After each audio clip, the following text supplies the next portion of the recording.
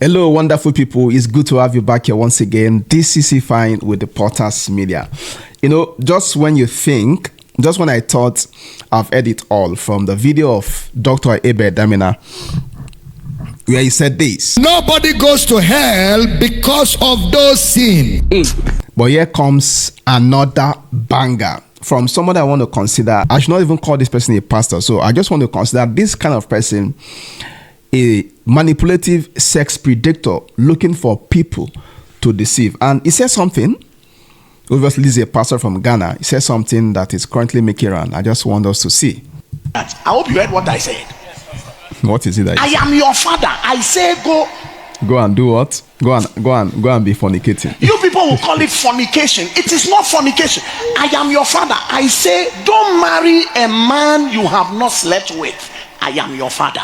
Now, this is more like a trailer, okay? You'll be surprised to see that people on the comment section from where I got this video, some persons we are still like, you need to listen to him since he quoted a scripture and is explaining from a scripture where what Paul said. So there's need for you to listen to it. For the benefit of those people or some of his members that might still want to believe in him, if we would want to give a good rebuttal, then we'll just see the scripture he's quoting and try to show people that such kind of pastor are the set of people the Bible clearly asks us to mark and avoid. You heard what I said? I am your father. I say go. You people will call it fornication. It is not fornication. I am your father. I say don't marry a man you have not slept with. I am your father.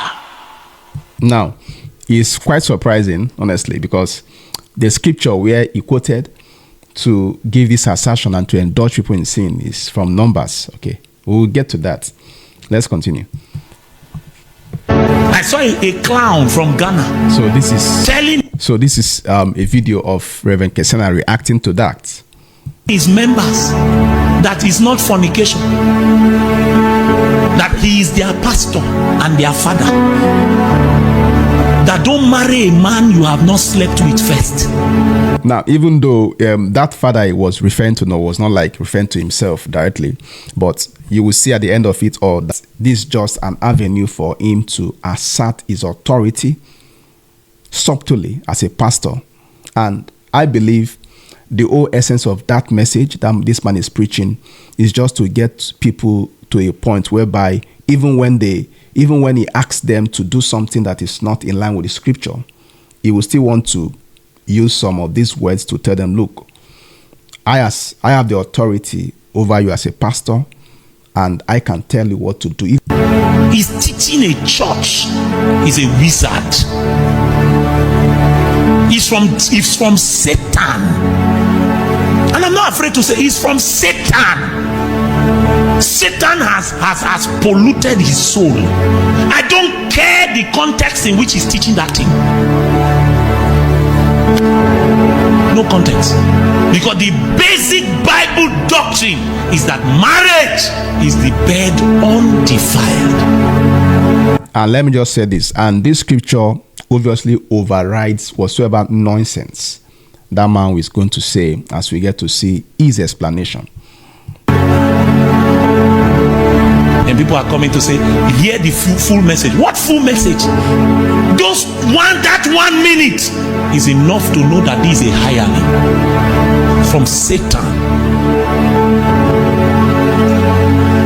And I'm saying it to you for free. I've been announcing it for some months now. The days are coming when we'll begin to point them out and say, don't follow this one. He's from the devil. In Numbers chapter 30, we could read from verse 1 to the verse 14. Read as fast as you can. Numbers chapter. So this is the scripture he read to establish his arguments. Let's listen to the nonsense he wants to say. However, verse 1. Verse 1. And Moses spake, yes. and Moses spake unto the heads of the tribes, according to the children of Israel, saying, this is the thing which the Lord had commanded. Yes. If a man vow a vow unto the Lord, or swear an oath to bind his soul with a bond, he shall not break his word. He shall do according to all that proceeded out of his mouth. 3. If a woman also vow a vow unto the Lord, and bind herself by a bond, being in her father's house in her youth. Now listen. If a woman makes a vow and she's in her father's house in her youth, And her father hear her vow, and the father hears the vow, and her bond wherewith she had bound her soul, and her father shall hold his peace at her. Now listen. There is something that we as present day Christians must understand. Can I do this to be sure you are listening? Hello. Okay. When you give birth to a girl in Hebraic context, when the girl starts to menstruate, you sit with her and discuss sex as a decision by the girl. Now, this is where the manipulation starts, because all this thing is explaining. It's not what that numbers was saying. Okay, this has nothing to do whatsoever this man is explaining here. Okay, but this is just how he decided to build up his manipulation. And I'm even quite surprised to see that he has choir member, and audience sitting calmly listening to the nonsense that is being spewed. This is obviously a bewitched church. Yes, there's such a church that has been bewitched. This is one of them. And on a premise of permission by the father. Baby, I make kono enyetro. Very simple. Where I'm going to. No, honestly, this is not true, because the daughter does not require any permission from the father in order to remain sexually pure. This is just a custom. This is what everyone is expected. You don't need the father's permission. Go ahead. It's actually simple, and so do not be at sea concerning what I'm talking about. A journey of Baba Betanasi. A father must sit with the daughter. Na wakach ne Baba ne se. And the father would instruct the daughter this way. The father must not sit with the daughter. They are expected automatically as people that are holy unto God to keep themselves from every sexual immorality. So this is where the whole manipulation even starts from. All right. You are a virgin. Take a vow that of your own volition you will not have intercourse with any man. These are just his own addition. This is again lie. This is not what the scripture that you just quoted is explaining. This is just his own plain addition and lies. Until the day I, your father, will appoint a man for you. That's one. A girl of her own will stand before the father and say, Father, I vow my virginity that I will know no man till the one you will give me. If a father has not done that with the daughter, and the daughter has not done that with the son, the girl is under no vow to keep virginity for anything. She is waiting for the day she will break her sexual virginity by her choice. This is not true. Okay, all these things just explained was not in that scripture was very clear. This is not true. This man is very deceptive and should be avoided. He's a sex predator. He should be avoided by. In fact, these kind of people should be arrested and their church should be closed down.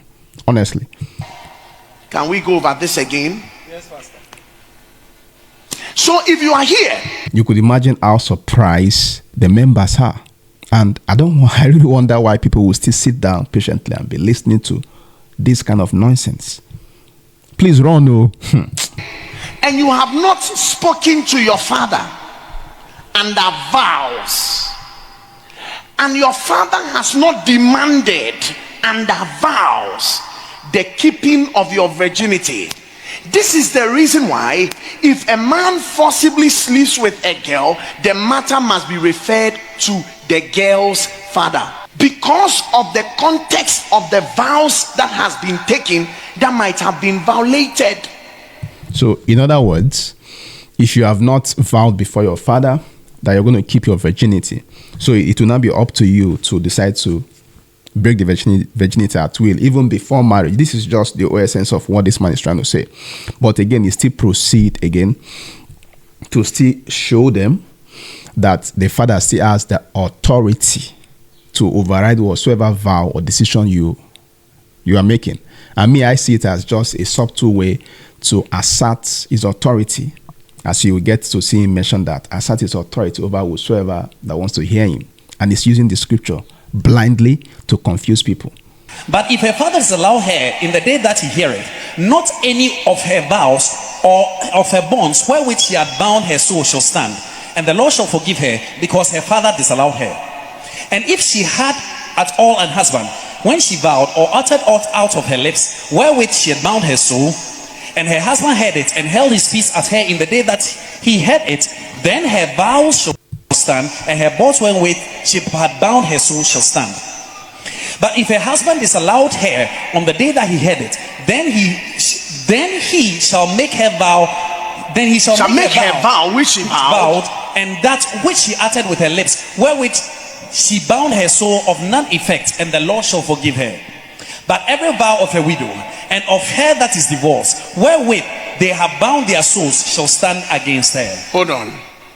Do you know? You see, when you read the New Testament. Now, try to understand, before we go ahead, that scripture you quoted initially, what that scripture was clearly explaining is this. Now, a lady can decide not to get married. She can just make a vow that she don't want to break her virginity. Okay, albeit the father has the authority to still give her out to marriage. I want to explain certain things to you. Read that in the NIV, only the verse 11, so that you now get to know the power of a pastor. Read. As for younger widows. Now, this is where I believe the old manipulation comes in. Okay, don't forget, this was talking about a father having authority over his daughter, right? So how come they didn't twist everything to start bringing in pastors? This is to tell you this man is very deliberate. He knows what he's doing. As for younger widows, do not put them on such don't put them on such a list. For when their sensual desires overcome their dedication to Christ, they want to marry. They will now want to marry.